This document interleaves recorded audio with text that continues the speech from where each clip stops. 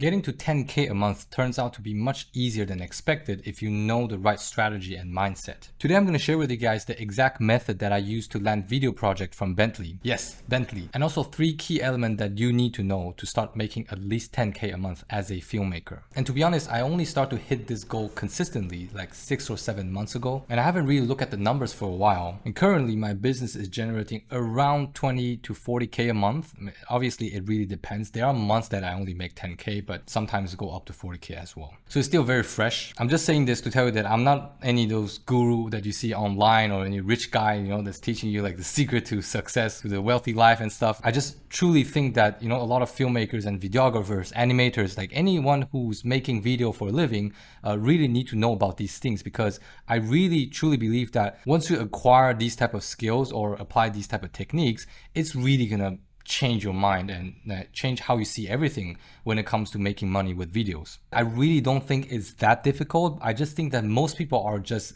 too lazy or too distracted or not have enough motivation to get to that level. So I'll be getting into the 3 key elements that really changed everything in my business. But before I explain the elements, I think it's really important to understand my mental state before I hit that goal, because I truly believe that the mindset is what's gonna get you to the next level. Okay, so here's the backstory. I used to work in one of the best production company in Taiwan, and it was during COVID time. I had a big fight with my boss, and long story short, he fired me. Boo-hoo. But here's the hard part. Number 1, my wife was gonna give birth in 2 weeks, and I was the only source of income in the house. And number 2, I only had around like $3,000 in the bank account. And number 3, because it was during COVID, the government didn't allow us to go out and shoot videos. So basically no video works for me. We all heard of that phrase like failure is not an option, but that state of mind is literally what made it work for me. Because once you truly believe that failure is not an option, it really turns your brain into a different state. As a human, you turn into a beast. Like, you become shameless, you don't care about how other people look at you, you only focus on the things that will make things work. For example, if I were to tell you that you need to message 100 strangers per day for the next year for you to get to that goal,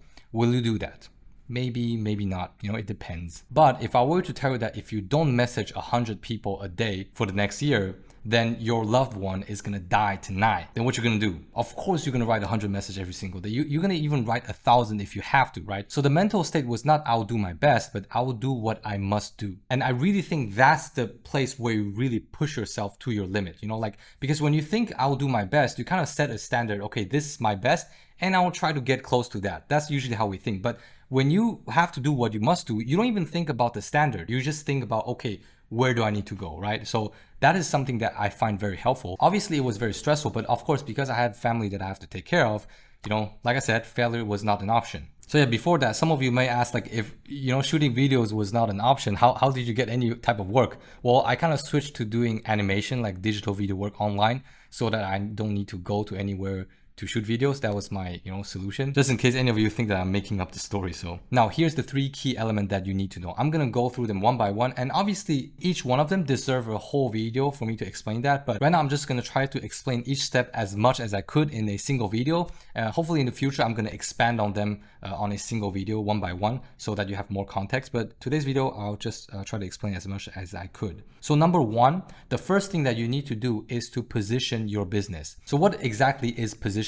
Positioning is basically you targeting a specific industry or demographic, meaning people, and the specific problem that you solve. So if you were to explain that to somebody in one phrase, you would say, like, I work for da-da-da industry and I help solve da-da-da problem. So that would be in one phrase and people would understand what you do. The reason why I think it's very important to position your business is that there are so many specific knowledge that you need to learn when it comes to the technical side of things, right? How to shoot those stuff.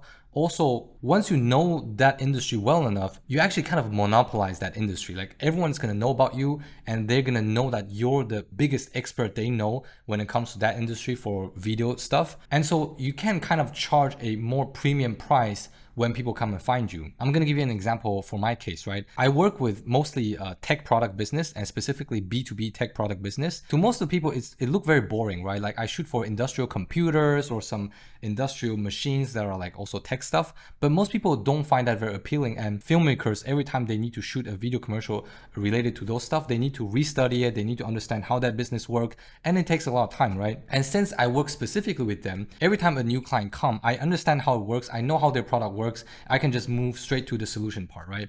And so it both saved me time, and people like to work with me because they know that I understand their problem so well. So it actually smoothened the sales process, it smoothened the communication process, and it saved me a lot of time, and people are willing to pay a lot of money for these type of solutions. Another example you can think of is probably like food photography, right? I saw this video of how they make like hamburgers reflective using a specific type of glue, or make food look like it's steamy. You know, they have different type of tricks, right? If I were to shoot like music video, weddings, and food for different industry all the time, I have to restudy how to shoot things related to that industry, right? I need to study how to shoot weddings, I need to study how to shoot food, and then in a sense, you're not going to be really good at any of them at one point, because it does take a lot of time to study the craft. I'm sure any of you who are already well positioned would understand what I'm trying to say. And having a good positioning is going to help you with the second element that I'm going to talk about, which is the offer. So what is the offer? The offer is basically what you present to them, right? This is what I'm going to do for you, and this is how much you're going to pay me. So here's why offer is so important. Because if your offer doesn't hit that exact sweet spot, that pain point of your client, they will not pay you the amount that you want them to pay you. And one of my business coach used to teach me is that the perceived value of your offer needs to be 10 times more than the price that you charge. I'm going to give a little bit of an extreme example just so it's easy to understand. Like, for example, you are really into cars, let's say, right?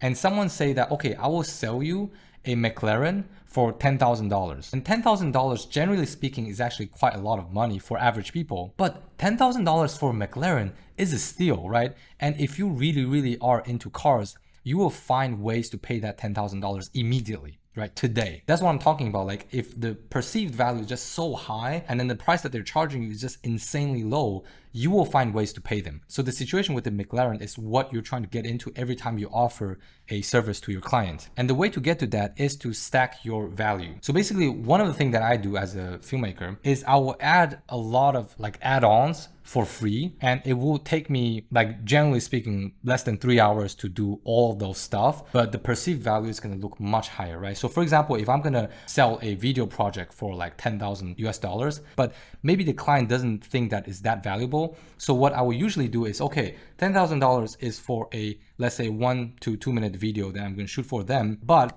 I will edit maybe, let's say, 3 to 6 more short reels out from that long video, and I'll even shoot some more product photos for you during the set, and I'll give you like, let's say, 10 more product photography that will be done during the shoot, right? So they will get not only one video, but 10 more product photography, and also 3 to 6 short reels video. So that will seem like a whole package, right? And then, you know, they just buy it instantly. And it happened to me very, very often. So one of the important key elements that you want to do is that you want them to first let it sink in that one video is worth 10,000 US dollars. You want that to sink in.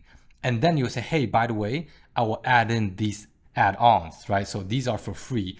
Then suddenly it becomes tempting. And the reason why you want to say that, you know, 10K is worth that one video and not 10K is worth one video, 3 shorts, and 10 photography is because if you were to do that, they might say, hey, okay, can you remove those 10 photos and those reels? You know, I just want that 1 minute, 2 minute video and make it less than 10K, make it cheaper. You know, they're going to start to bargain with you, and you don't want that, right? So you only want to say, hey, 10K is just worth one video, and then we'll add other for free. So if you don't want those add-ons, it is still 10K. Okay, now the last element that I want you to talk about is cold outreach. Cold outreach is basically reaching out to people that don't know you, you know, they have no idea what you do, they don't know who you are, and they don't know what kind of service you provide. And the reason why cold outreach was my go-to strategy was because I had no money to run paid ads. I have no leverage at all. Like, the only thing I had was time, right? I just messaged this bunch of people. And the cold outreach method that I used was on LinkedIn. The reason why I chose LinkedIn was because if you build your profile really well, right, you have nice photos, you have nice description, you put your portfolio all up on there, when you message someone, they can go and check what you do, they can check who you are, right? Some people, they like to use cold outreach with emails, but the thing with email is that they cannot see anything. Like, probably the only thing they can see is a photo, or maybe at the end of the email you can add some description like signature and some website, whatever.